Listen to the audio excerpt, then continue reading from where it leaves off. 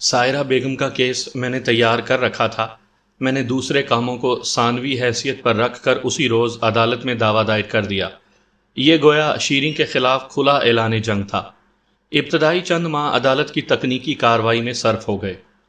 اس دعوے کے جواب میں شیریں نے اپنے وکیل کے ذریعے جواب دعویٰ دائر کیا تھا، جس میں اس نے خود کو مرحوم اقتدار حسین کی بیوہ اور اس کی چھوڑی ہوئی تمام منقولہ و غیر منقولہ جائیداد کی حقدار ٹھہرایا تھا۔ یہ ایک دلچسپ صورتحال تھی۔ مجھے اس کے بیوہ ہونے یا مرحوم کی جائیداد کا حقدار ہونے میں کسی قسم کا کوئی اعتراض نہیں تھا۔ میرا تو صرف یہ موقف تھا کہ سائرہ بیگم اور شیریں کو برابر کا حق ملنا چاہیے۔ عدالت کی ابتدائی کارروائی خاصی سست اور اکتا دینے والی ہوتی ہے، اس لیے میں اس کی تفصیل میں جا کر آپ کا وقت برباد نہیں کروں گا۔ میرا آپ کو بور کرنے کا کوئی ارادہ نہیں ہے۔ عدالت کی تکنیکی کارروائی کے بعد چند ماہ تک تاریخیں پڑتی رہیں، لیکن کوئی قابل ذکر پیش رفت نہ ہو سکی۔ شیریں کا وکیل چاہتا تھا یہ کیس لمبا ہو جائے۔ وہ دانستہ اس سلسلے میں غفلت برت رہا تھا۔ اس نے ابھی تک شیریں کو عدالت میں پیش نہیں کیا تھا۔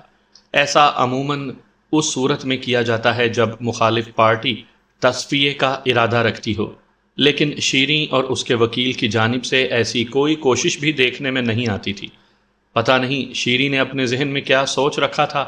وہ خطرناک سوچ کی مالک ایک جارحیت پسند عورت تھی۔ اس کی طرف سے بھلائی کی توقع رکھنا ناممکن تھا۔ 5 ماہ کے بعد عدالتی کارروائی میں تھوڑی تیزی دیکھنے میں آئی۔ اس دوران میں نے اپنا کام ایک لمحے کے لیے بھی موقوف نہیں کیا تھا۔ شیریں کے وکیل نے تو اسے عدالت میں پیش نہیں کیا تھا، مگر میں نے سائرہ بیگم صبا کے بیانات کے علاوہ سلیمان شاہ اور قاضی عبدالکریم کی گواہی بھی بھگتا دی تھی۔ شیریں کی عدم موجودگی میں میں نے یہ کیس جیتنے کے لیے بھی بڑی مضبوط بنیاد بنا لی تھی۔ اس بنیاد پر فتح و کامیابی کی بلند و بالا عمارت کھڑی کی جا سکتی تھی۔ جب میں نے کیس کے حوالے سے اپنے ہاتھ پاؤں مضبوط کر لیے تو عدالت میں ہلچل کے لیے تیار ہو گیا۔ اس دوران حمید اللہ نے مجھے مزید مفید اور اہم معلومات فراہم کر دی تھی، جن میں بعض باتیں انکشاف انگیز تھیں۔ ایک بات کا شاید میں ذکر کرنا بھول گیا۔ عدالت میں مقدمہ دائر کرتے ہی میں نے عدالت سے حکم امتناعی حاصل کر لیا تھا۔ اس حکم کی روح سے شیریں یا اس کا ماموں مرحوم کی منقولہ و غیر منقولہ جائیداد کے سلسلے میں کسی قسم کی خرید و فروخت نہیں کر سکتا تھا۔ اس کے ساتھ ہی مرحوم کے بینک اور ان تمام مالیاتی اداروں کو بھی لیگل نوٹس دے دیے گئے تھے جن سے مرحوم کا کسی بھی قسم کا لین دین تھا۔ اسی قسم کا ایک نوٹس تمام معروف اخبارات میں بھی شائع ہو چکا تھا۔ اس پیشی پر جج نے میری مسلسل استدعا کے نتیجے میں وکیل صفائی کو خاصے سخت الفاظ میں تنبیہ کر دی۔ آپ نے یہ کیا تماشا لگا رکھا ہے؟ اس کیس کو عدالت میں لگے 6 ماہ ہو گئے ہیں، لیکن ابھی تک آپ نے اپنی موکلہ کو ایک مرتبہ بھی عدالت میں پیش نہیں کیا۔ آئندہ پیشی پر شیریں اقتدار کو عدالت میں حاضر ہونا چاہیے، ورنہ یک طرفہ کارروائی عمل میں لا کر سائرہ اقتدار کے حق میں فیصلہ دے دیا جائے گا۔ جج کی یہ دھمکی آمیز تنبیہ کام دکھا گئی۔ شیریں اور اس کا وکیل اس نوعیت کا کوئی رسک نہیں لے سکتے تھے، لہٰذا آئندہ تاریخ پر وہ عدالت میں موجود تھی۔ یہ ہماری دوسری ملاقات تھی۔ پہلی ملاقات میرے دفتر میں ہوئی تھی اور اس میں میں نے اس کا غرور، تکبر اور جاہ و جلال دیکھا تھا، لیکن آج وہ خاصی سنجیدہ اور متین نظر آ رہی تھی۔ عدالت کے کمرے میں ہی حاضرین کے درمیان ایک کونے میں نے شیریں کے ماموں نجیب خان کی جھلک بھی دیکھ لی تھی۔ اس کے انداز سے ظاہر ہوتا تھا جیسے وہ چھپ کر بیٹھنے کی کوشش میں ہو۔ میں نے اسے دیکھنے کے باوجود بھی نظر انداز کر دیا تاکہ وہ خود کو اپنی کوشش میں کامیاب سمجھتا رہے۔ شیریں گواہی کے لیے کٹہرے میں آ کر کھڑی ہوئی تو میری جرح سے قبل جج نے اسے کھری کھری سنا دی۔ بی بی، یہ عدالت ہے، تمہارے بنگلے کا ڈرائنگ روم نہیں کہ تمہارا جب جی چاہے وہاں آؤ اور جب جی چاہے نہ آؤ۔ تمہیں عدالت کے وقار کا خیال رکھنا چاہیے۔ پچھلے 5 ماہ سے تم عدالت میں حاضر نہیں ہوئی ہو، آئندہ ایسا نہیں ہونا چاہیے۔ اس نے بڑے تحمل سے جج کی سرزنش سنی اور گہری سنجیدگی سے میری طرف دیکھنے لگی۔ آج وہ مجھے خاصی بدلی نظر آ رہی تھی۔ وہ تیزی اور تنتنانا کہیں دکھائی نہیں دیتا تھا جس کا مظاہرہ اس سے پہلے میں دیکھ چکا تھا۔ وہ اتنی سیدھی اور سادہ بھی نہیں تھی جیسے اس وقت دکھائی دے رہی تھی۔ یقیناً اس نے اس سادگی کے پیچھے کسی بہت بڑے فریب کو پناہ دے رکھی تھی۔ جج کی اجازت حاصل کرنے کے بعد میں جرح کے لیے شیریں والے کٹہرے کے نزدیک چلا گیا۔ میں نے کوئی سوال کرنے سے پہلے اس کے سراپے کا تنقیدی جائزہ لیا، پھر اس کی آنکھوں میں دیکھتے ہوئے طنزیہ لہجے میں استفسار کیا۔ مسز اقتدار، آپ نے عدالت تک پہنچنے میں خاصی دیر کر دی، خدا نہ خواستہ آپ کی طبیعت تو ٹھیک تھی نا؟ میں ٹھیک ہوں، اس نے مختصر سا جواب دیا۔ اب تو ماشاءاللہ ٹھیک ہی نظر آ رہی ہیں، میں نے چھپے ہوئے طنز کا عمل جاری رکھتے ہوئے کہا۔ میں پچھلے 5-6 ماہ کے بارے میں پوچھ رہا ہوں، آپ میری طبیعت کے چکر میں نہ پڑیں، وہ قدرے سخت لہجے میں بولی۔ جس کام کے لیے عدالت میں آئے ہیں اس پر دھیان دیں۔ تھینک یو مسز اقتدار، میں نے گردن کو تھوڑا خم دیتے ہوئے کہا۔ میں دانستہ شیریں صاحبہ کے بجائے اسے مسز اقتدار کے نام سے مخاطب کر رہا تھا۔ اس کا شکریہ ادا کرنے کے بعد میں نے کہا، آپ نے مجھے میرا کام یاد دلا کر بہت بڑا احسان کیا ہے، سمجھیں اب میں اپنے کام کرنے جا رہا ہوں۔ میں نے تھوڑا توقف کر کے اس کے چہرے کے تاثرات کا بغور جائزہ لیا۔ وہاں برہمی نمودار ہونا شروع ہو گئی تھی۔ اس کی یہ کمزوری میرے لیے مفید ثابت ہو سکتی تھی۔ اگر میں اس کے تحمل اور سنجیدگی کو توڑ ڈالتا تو اسے چت کرنا آسان ہو جاتا۔ مسز اقتدار حسین، میں نے اس کے ماضی کی سمت نگاہ دوڑاتے ہوئے کہا، کیا یہ صحیح ہے کہ شادی سے پہلے آپ غریبہ آباد میں رہتی تھیں؟ بالکل غلط، وہ قطعیت سے بولی۔ آپ کی معلومات سراسر غلط اور بوگس ہیں۔ میں اقتدار سے شادی سے قبل گلشن اقبال میں رہتی تھی۔ میں اسے جوش دلانے کے لیے دانستہ اس قسم کی جرا کر رہا تھا۔ جوش میں انسان اپنا ہوش گنوا بیٹھتا ہے اور میں یہی چاہتا تھا۔ شیریں کو آپے سے باہر لا کر ہی اپنا کام نکالا جا سکتا تھا۔ اس کے تیکھے جواب پر میں نے معذرت خواہانہ انداز میں کہا، آئی ایم ویری سوری، میں جوش جذبات میں کچھ زیادہ ہی پیچھے چلا گیا تھا۔ آپ بالکل ٹھیک کہتی ہیں، جب اقتدار حسین سے آپ کی شادی ہوئی تو آپ اپنے ماموں نجیب خان کے یہاں گلشن اقبال کے ایک بنگلے میں رہتی تھیں۔ اب تو میں ٹھیک کہہ رہا ہوں نا؟ جی یہ صحیح ہے، اس نے ٹھہرے ہوئے لہجے میں جواب دیا، گویا اس نے میرے پھینکے ہوئے جال میں قدم ڈال دیا تھا۔ جج نے آنکھیں سکیڑ کر میری طرف دیکھا اور بڑی دلچسپی سے پوچھا، بیگ صاحب وہ غریب آباد کا کیا چکر ہے؟ جج نے میری مشکل آسان کر کے عدالت کے قیمتی وقت میں سے کئی لمحات بچا لیے، ورنہ غریب آباد والا معاملہ واضح کرنے کے لیے مجھے شیریں سے گھما پھرا کر متعدد سوالات کرنا پڑتے۔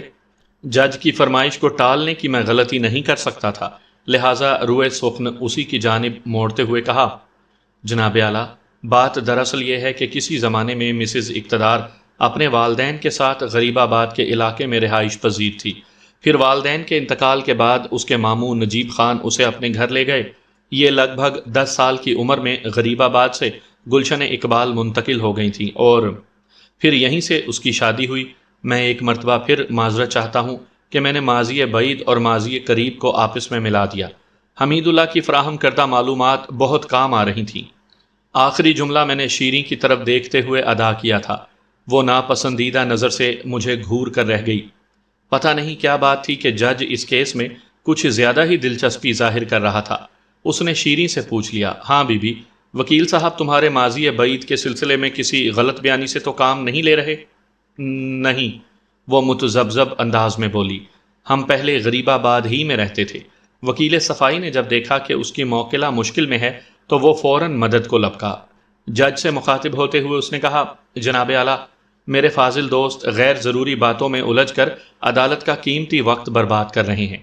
انہیں تاکید کی جائے کہ یہ زیر سماعت کیس تک محدود رہیں۔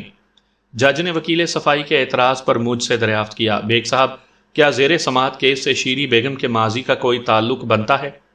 بڑا گہرا تعلق بنتا ہے یور آنر، میں نے ایک ایک لفظ پر زور دیتے ہوئے کہا، اور اس تعلق کو میں ابھی ثابت کر سکتا ہوں۔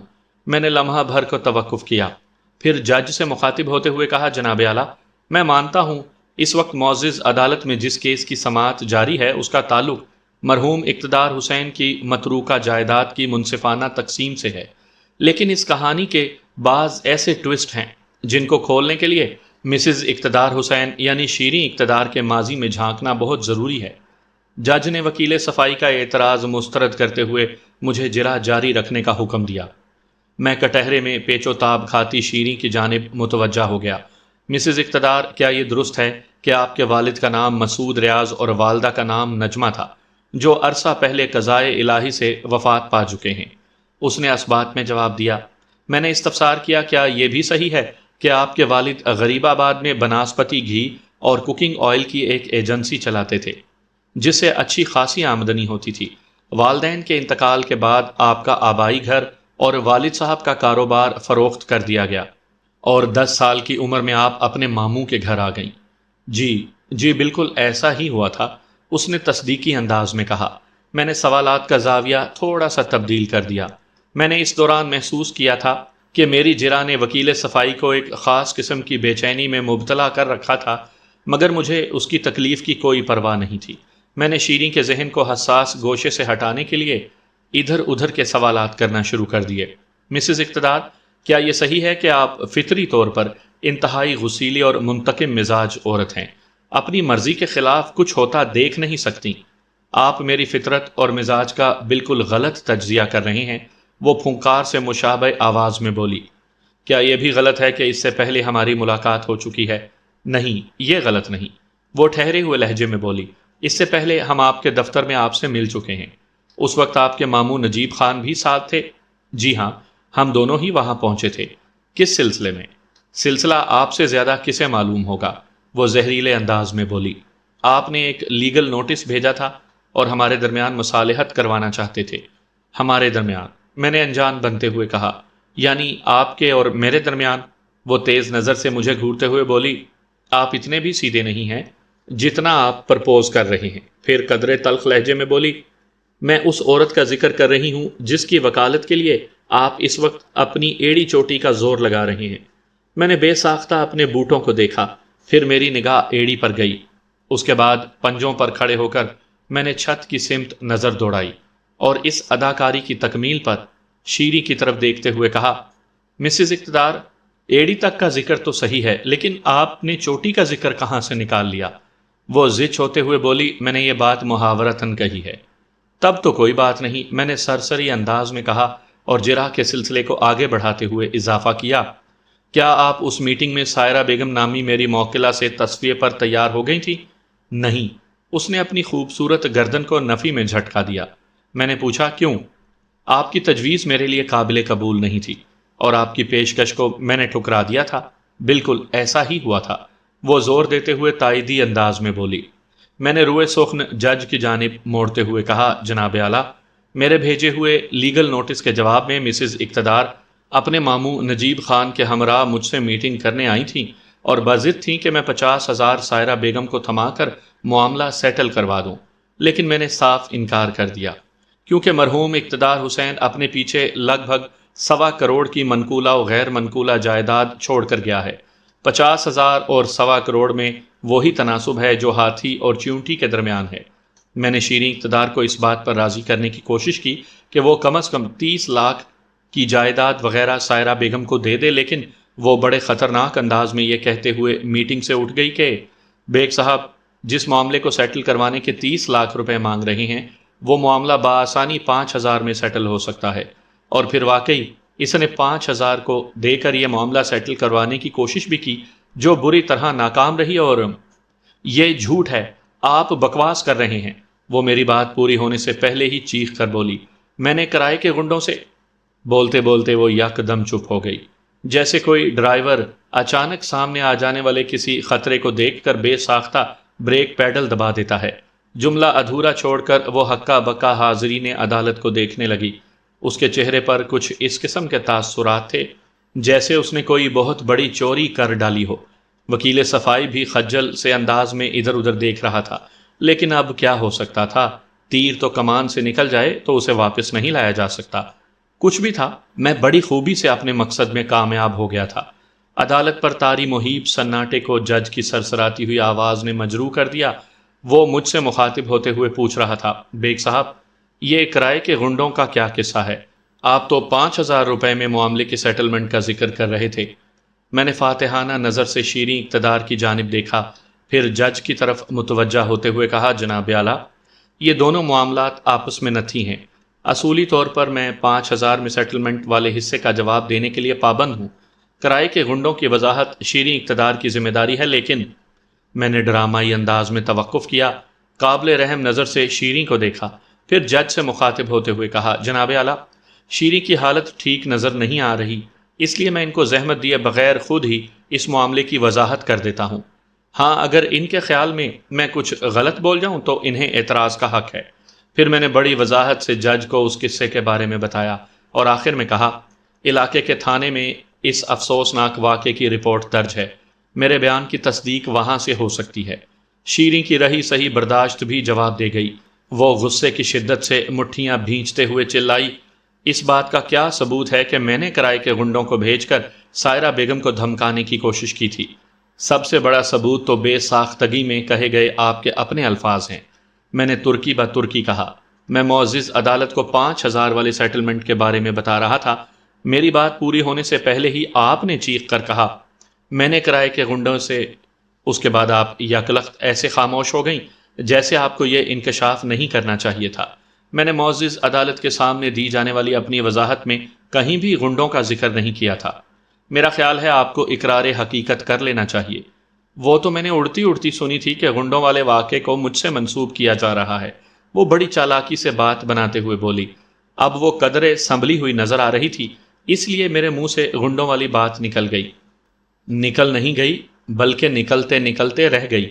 میں نے گہری چوٹ کی، پھر کہا، چلیں کوئی بات نہیں۔ اگر آپ نے گنڈوں کا ذکر اڑتے اڑتے سنا تھا تو ہم اس معاملے کو فی الحال ایک طرف رکھ دیتے ہیں۔ اس کے علاوہ بھی ایسی بہت سی باتیں ہیں جنہیں موضوع جرح بنایا جا سکتا ہے۔ میں نے تھوڑا توقف کیا تو شیریں اقتدار ٹٹولتی ہوئی نظر سے مجھے تکنے لگی۔ انداز ایسا ہی تھا جیسے اندازہ لگانے کی کوشش کر رہی ہو کہ میں اس سے کس قسم کا سوال پوچھنے والا ہوں، لیکن آج میں اس کے تمام تر اندازوں پر پانی پھیرنے کا تہیہ کیے ہوئے تھا۔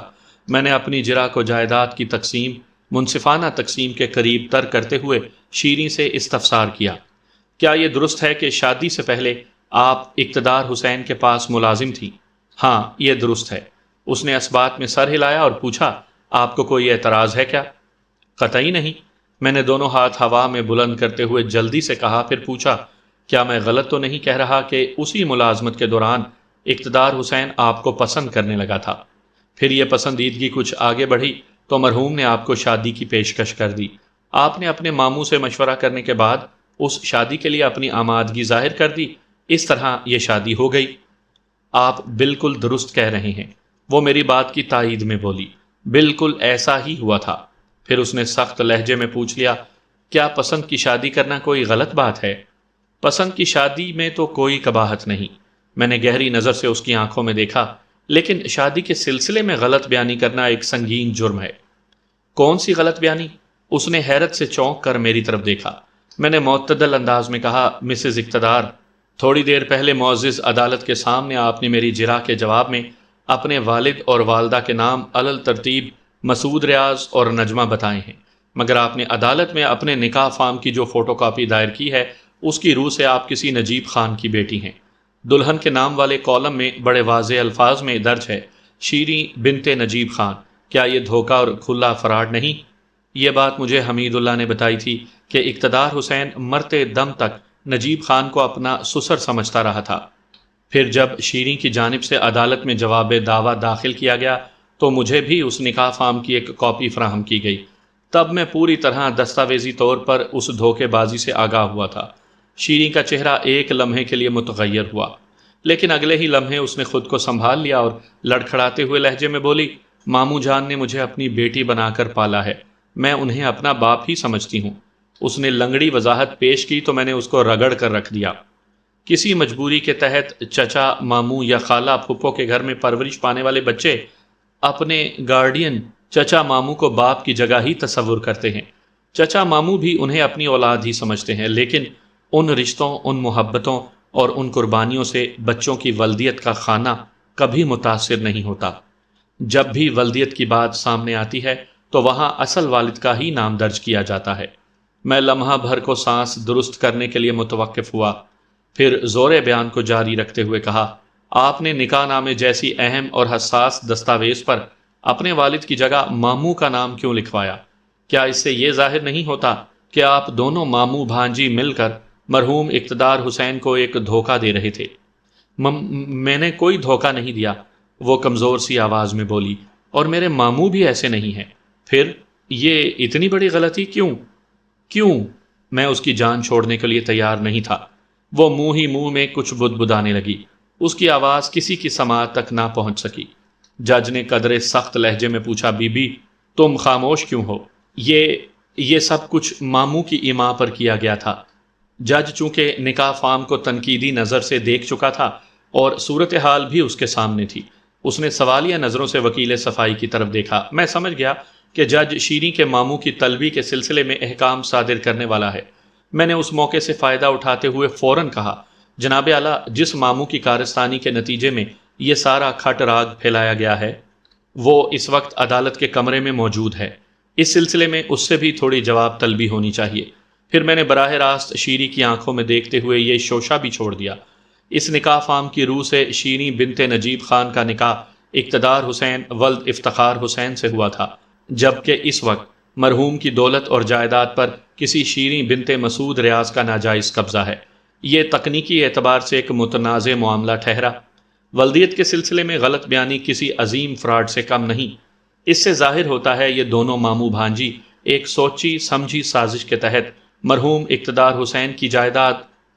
میری بات پوری ہونے سے پہلے ہی شیریں ہسٹریائی انداز میں چیخ اٹھی، میں نے کوئی فراڈ نہیں کیا، میں ایسی سازش میں شریک نہیں ہوں۔ میں ہی اقتدار کی بیوی تھی، لہٰذا اس کی چھوڑی ہوئی ہر شے پر میرا حق ہے، صرف میرا۔ میں کسی سائرہ بیگم کو نہیں جانتی۔ اقتدار نے اپنی زندگی میں کبھی کسی بیوی کا ذکر نہیں کیا۔ میں نے اس کی کیفیت کی پرواہ کیے بغیر تیز لہجے میں کہا، شیریں صاحبہ، عدم ذکر سے عدم وجود لازم نہیں ہوتا۔ اگر مرحوم نے کبھی آپ کے سامنے اپنی پہلی بیوی سائرہ بیگم کا ذکر نہیں کیا تو اسے سائرہ بیگم اقتدار حسین کی زوجیت سے خارج نہیں ہو جاتی۔ سائرہ بیگم اور آپ کے درمیان بھی مرحوم نے 2 عورتوں، علل ترتیب فہمیدہ خاتون اور سلمہ سے دوسری اور تیسری شادی کی تھی۔ یہ دونوں مالدار اور صاحب ثروت بیوہ تھیں جن سے مرحوم نے بہت فائدہ اٹھایا۔ افسوس کہ یہ دونوں خواتین اب دوسری دنیا کی باسی ہو چکی ہیں۔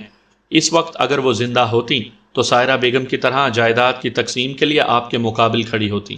بہرحال میں نے لمحہ بھر کو توقف کیا، پھر اضافہ کرتے ہوئے کہا، میری موکل نے عدالت میں اقتدار حسین سے ہونے والے نکاح کے ثبوت کے سلسلے میں نکاح فام کی مصدقہ کاپی داخل کی ہے، جس کی روح سے لگ بھگ 24 سال پہلے ان دونوں کا نکاح ہوا تھا۔ نکاح خاں قاضی عبد الکریم اور نکاح کے ایک گواہ سلیمان شاہ نے عدالت میں اپنے حلفیہ بیانات ریکارڈ کروا دیے ہیں۔ ان حقائق کی روشنی میں آپ سائرہ بیگم کے دعوے کو باطل قرار نہیں دے سکتی۔ علاوہ ازیں سائرہ بیگم نے اپنی بیٹی صبا کا برتھ سرٹیفکیٹ بھی عدالت میں پیش کیا ہے، جس سے ثابت ہوتا ہے وہ مرحوم اقتدار حسین کی سگی بیٹی ہے۔ پھر میں نے جج کی جانب رخ پھیرتے ہوئے کہا، جناب اعلیٰ، صورتحال روشن دن کی مانند عیاں ہے۔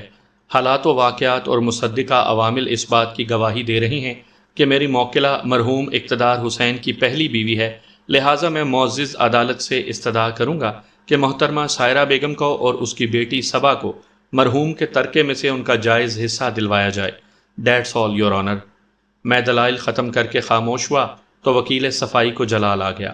خاصے دھواں دھار لہجے میں اس نے کہا، یور آنر، میری موکل شیریں اقتدار نے اپنے نکاح نامے کی جو فوٹو کاپی عدالت میں جواب دعویٰ کے ساتھ منسلک کر کے پیش کی ہے، اس میں مرحوم کے اندراجات کے ذیل میں عقد اول بڑے واضح الفاظ میں لکھا ہے، جس کا مطلب ہے مرحوم کی یہ پہلی شادی تھی۔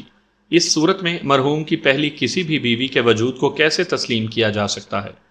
بہت خوب مائی ڈیئر کونسلر، میں نے مذاق اڑانے والے انداز میں کہا، آپ بہت دور کی کوڑی لائے ہیں۔ مرحوم کے ایک جھوٹ کو بنیاد بنا کر آپ اس کی سابق شادیوں کو تاریخ کے ریکارڈ سے خارج کرنے پر تلے ہوئے ہیں۔ یہ عین ممکن ہے مرحوم نے اپنی پہلی 3 شادیوں کو چھپانے کے لیے اپنے حوالے سے عقد اول کا اندراج کروایا ہو۔ میں لمحہ بھر کے لیے متوقف ہوا، پھر اپنی بات میں زور پیدا کرتے ہوئے کہا، تھوڑی دیر کے لیے ہم فرض کر لیتے ہیں کہ مرحوم نے غلط بیانی سے کام نہیں لیا، یہ واقعی اس کی پہلی شادی تھی۔ اس صورت میں مذکورہ نکاح نامے کے تمام مندرجات کو سچ جاننا لازمی ہوگا۔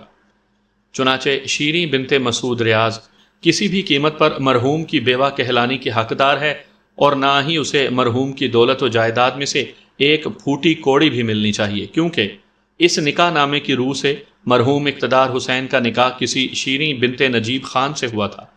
M I right my dear counsellor? وکیل صفائی کے کچھ بولنے سے پہلے ہی شیریں احتجاجی لہجے میں چلا اٹھی، ماموں کی کسی مصلحت کی سزا مجھے نہیں ملنی چاہیے۔ ماموں نے مجھے یتیم بچی سمجھ کر سہارا دیا اور ولدیت کے خانے میں اپنا نام اس لیے لکھوا دیا کہ مجھے لاوارث نہ سمجھا جائے۔ یہ ان کی عقل مندی تھی یا کوئی مصلحت؟ اس کی وجہ سے میں کیوں محرومی کا دکھ اٹھاؤں؟ میں نے اقتدار حسین سے شادی کی تھی، میں اس کی بیوہ ہوں، لہٰذا مجھے حق وراثت سے محروم نہیں کیا جا سکتا۔ میں بھی اتنی دیر سے یہی کہہ رہا ہوں، میں نے ترکی بترکی کہا۔ آپ کی طرح میری موکل سائرہ بیگم بھی مرحوم اقتدار حسین کی بیوہ ہے، لہٰذا آپ کی طرح اسے بھی مرحوم کی دولت اور جائیداد سے محروم نہیں کیا جا سکتا۔ سامعین کرام، آپ سن رہے ہیں مرزا امجد بیگ ایڈوکیٹ کے لڑے گئے مقدمات میں سے ایک دلچسپ مقدمے کی داستان، جس کا نام ہے خوددار۔ یہ اس سلسلے کی آخری قسط ہے۔ مجھے امید ہے آپ کو میری یہ کاوش پسند آئی ہوگی۔ آپ نے اگر ابھی تک میرا چینل کہانی گھر سبسکرائب نہیں کیا تو ابھی میرے چینل کو سبسکرائب کر کے بیل نوٹیفیکیشن آن کر لیجئے تاکہ آنے والی ہر نئی کہانی کی اطلاع بر وقت آپ تک پہنچ سکے۔ پھر میں نے روئے سخن جج کی جانب موڑتے ہوئے کہا، جناب اعلیٰ، معزز عدالت سے میری پرزور اپیل ہے کہ جلد از جلد کسی فیصلے پر پہنچ کر مرحوم اقتدار حسین کی چھوڑی ہوئی ہر شے یعنی جائیداد منقولہ و غیر منقولہ کی منصفانہ تقسیم کے احکامات صادر کیے جائیں۔ جج تھوڑی دیر تک اپنے سامنے میز پر پھیلے ہوئے کاغذات کا بغور جائزہ لیتا رہا، پھر پرمعنی انداز میں سر کو اثباتی جنبش دینے کے بعد وکیل صفائی کی طرف دیکھنے لگا اور گہری سنجیدگی سے بولا، وکیل صاحب، آپ مزید کچھ کہنا چاہیں گے؟ جج نے اسے صفائی کا ایک موقع فراہم کیا تھا، لیکن پچھلے 1 گھنٹے کی دھواں دھار سماعت اور میری کاٹ دار جرا نے شیریں کے ساتھ ساتھ اسے بھی سٹپٹا دیا تھا۔ اسی جھنجھلاہٹ میں اس سے ایک سنگین غلطی ہو گئی۔ اس نے اپنی دانست میں شیریں کے کیس کو مضبوط کرنے کی کوشش کی تھی۔ یہ تو اس کی سمجھ میں آ گیا تھا کہ وہ سائرہ کے کردار کو آف نہیں کر سکتا۔ یہ بھی تو ہو سکتا ہے، اس نے خاصے تیکھے انداز میں کہا، مرحوم اقتدار حسین نے اپنی پہلی بیوی کو طلاق دے دی ہو۔ اس صورت میں متعلقہ سائرہ مرحوم کے ترکے میں سے ایک سوئی بھی حاصل کرنے کی حقدار نہیں ٹھہرائی جا سکتی۔ میں نے اس کی اس سنگین غلطی کو گردن سے دبوچتے ہوئے جارحانہ لہجے میں کہا، ایک مقولہ بہت مشہور ہے، جو بولے وہی کنڈی کھولے۔ تو میرے فاضل دوست، میں نے اس کی آنکھوں میں جھانکتے ہوئے کہا، اگر آپ کا خیال ہے کہ مرحوم اقتدار حسین نے اپنی پہلی بیوی سائرہ بیگم کو طلاق دے دی تھی تو پھر یہ ذمہ داری آپ پر عائد ہوتی ہے کہ آپ وہ طلاق نامہ معزز عدالت میں پیش کریں۔ میں؟ وہ بوکھلاہٹ آمیز انداز میں بغلیں جھانکنے لگا۔ میں کہاں سے پیش کروں؟ یہ سوچنا آپ کا کام ہے، کیونکہ آپ شیریں اقتدار کے وکیل ہیں، میں نے طنزیہ لہجے میں کہا۔ جس طرح میں نے سائرہ اقتدار کا وکیل ہونے کی حیثیت سے ثابت کیا ہے کہ 24 سال قبل مرحوم نے میری موکلہ سے شادی کی تھی۔ یہ شادی ایک ہی صورت میں کالعدم قرار دی جا سکتی ہے، اگر آپ مذکورہ طلاق نامہ عدالت میں بطور ثبوت پیش کر سکیں۔ وہ مجھے خاصی مشکل میں دکھائی دیا۔ میں اسے اسی مشکل میں مبتلا چھوڑ کر شیریں کی جانب متوجہ ہو گیا۔ اگر اس کا وکیل مشکل میں تھا تو اسے آسانی میں نہیں رہنا چاہیے تھا۔ تو شیریں صاحبہ، صورتحال خاصی گھمبیر ہے۔ میں نے یہ ثابت کر دیا ہے کہ میری موکلہ مرحوم اقتدار حسین کی پہلی بیوی ہے۔ مرحوم نے اس کی موجودگی میں اس سے اجازت حاصل کیے بغیر آپ سے شادی کی۔ اس جرم کے لیے مرحوم کو سزا دینا تو ممکن نہیں رہا، مگر آئلی قوانین کے مطابق آپ کو مرحوم اقتدار حسین کی بیوہ تسلیم نہیں کیا جا سکتا، لہٰذا مرحوم کی منقولہ و غیر منقولہ جائیداد کی اصل وارث سائرہ بیگم اور اس کی بیٹی صبا ہیں۔ That's all. یہ سننا تھا کہ کٹہرے میں کھڑی شیریں آپے سے باہر نکل آئی۔ میرے سنگین الفاظ نے اس کا دماغ الٹ دیا تھا۔ وہ خود کو ہر شے سے محروم ہوتا دیکھ کر ہوش و حواس کھو بیٹھی تھی۔ ادھر اس نے جنونی انداز میں کٹہرے سے نکلنے کی کوشش کی، ادھر اس کے ماموں جان نے بھی راہ فرار اختیار کرنے کی سوچی، مگر مستد عدالتی عملے نے بر وقت کارروائی کر کے ان دونوں کی احمقانہ کوششوں کو ناکام بنا دیا۔ اس کے ساتھ ہی عدالت کا وقت ختم ہو گیا۔ جج نے عدالتی عملے کو ماموں بھانجی کے بارے میں خصوصی ہدایات دیں اور فیصلے کی تاریخ دے کر عدالت برخاست کرنے کا اعلان کر دیا۔ آئندہ پیشی پر عدالت نے اس کیس کا انتہائی منصفانہ فیصلہ سنایا۔ یہ فیصلہ مرحوم اقتدار حسین کی دونوں زندہ بیواؤں کے لیے حسب حال نہایت ہی مفید ثابت ہوا۔ میں اس فیصلے کی تفصیل بیان نہیں کروں گا، صرف اتنا بتا دوں گا کہ خوددار سائرہ بیگم کو اس کی خودداری کا میری توقع سے زیادہ انعام ملا۔ ان ماں بیٹی کی 20 سال کی ریاضت کام آ گئی۔ صبر و برداشت اور خودداری جیسے اوصاف کا حامل شخص کبھی بے ثمر نہیں رہتا۔ ذہین سامعین کو دعوت ہے کہ وہ اپنی ذہانت کو استعمال کر کے عدالت کے منصفانہ فیصلے تک پہنچنے کی کوشش کریں۔ مجھے امید ہے وہ پہنچ جائیں گے۔